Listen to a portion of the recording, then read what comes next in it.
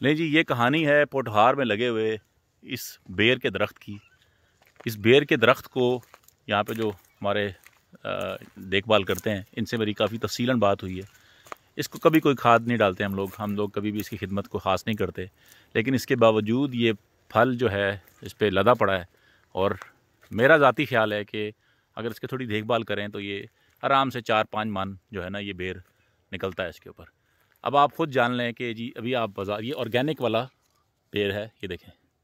अगर आप ख़ुद हिसाब लगा लें कि अगर 4-5 मन आराम से इस पर फल उतरे और बाज़ार में आप इसको ले जाके 1 मिनट के लिए इसको 50 रुपये का भी सेल कर दें, जो ऐसे आजकल 100-200 रुपये का है, लेकिन ये तो उसकी बहुत वैल्यू है। तो अगर 50 रुपये का भी सेल करें तो फ़ी मन आप आराम से 2-2.5 हज़ार रुपये जो है ना वो हासिल कर सकते हैं इस बेर से।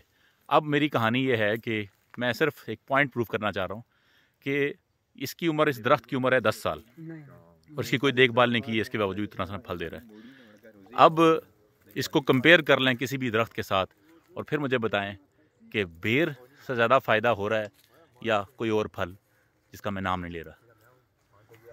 ये था जी पोठहार में लगे हुए इस बेर के दरख्त की कहानी।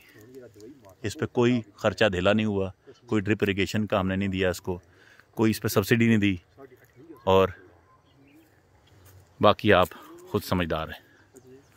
आपके लिए हाज़िर है बेर।